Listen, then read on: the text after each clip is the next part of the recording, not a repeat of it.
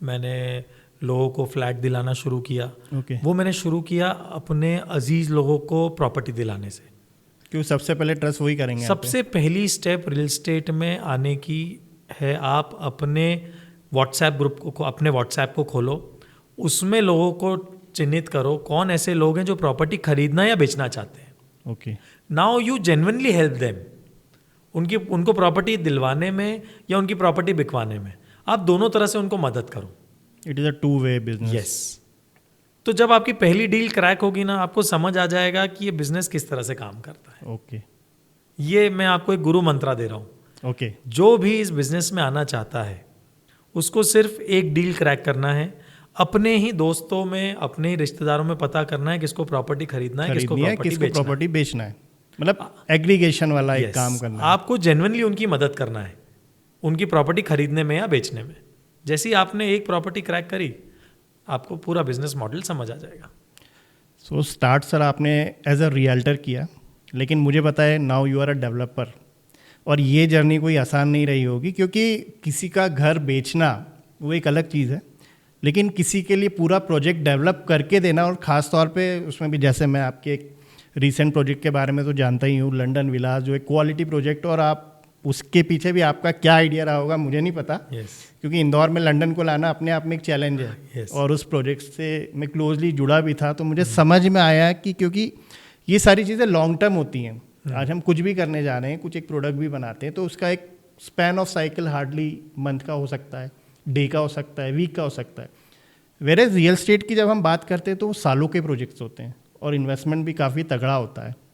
तो ये जो रियल्टर से डेवलपर वाला जो एक ट्रांसफॉर्मेशन हुआ, वो कैसे हुआ? अगेन बड़ा सपना देखा। जब रियल्टर बने तो समझ आया कि इस बिज़नेस की रियलिटी क्या है, रियल एस्टेट की रियलिटी क्या है। वहाँ से मैंने बिज़नेस की डेवलपर बनने की बारीकियों को भी समझा, क्योंकि मैं डेवलपर्स से मिलता था। ओके।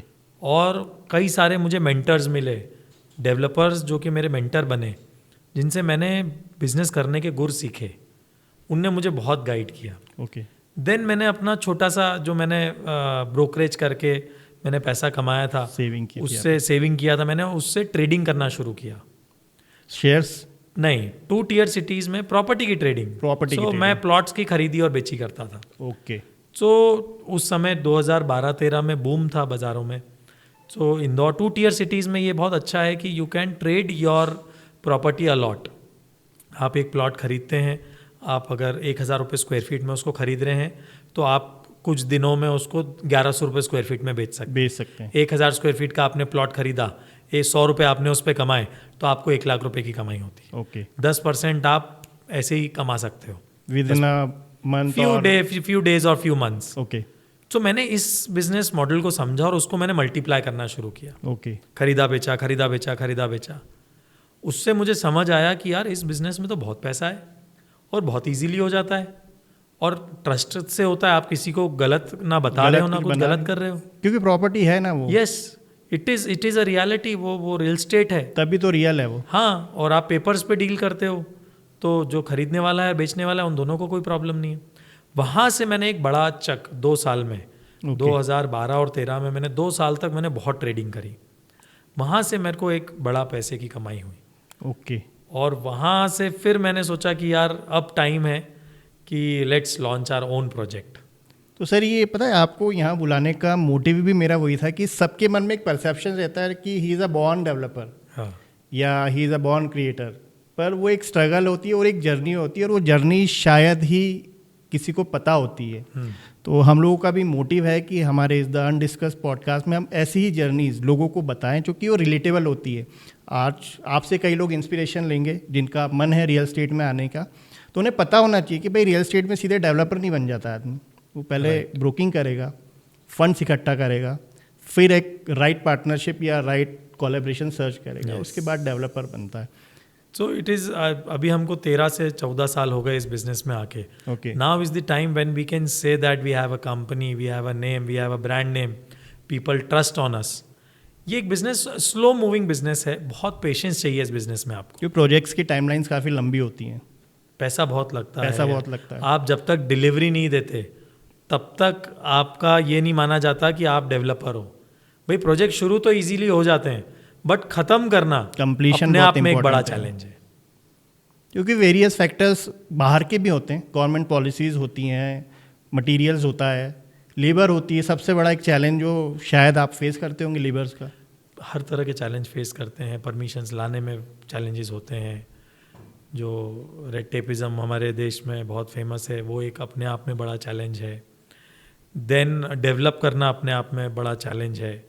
फिर उसको सेल आउट करना, लीगली सारी चीज़ों को मीट करना, सारी लीगैलिटीज़ को मीट करना, प्रोजेक्ट की डिलीवरी कस्टमर्स को देना, और डिलीवरी के बाद सेटिस्फाइड कस्टमर्स होना।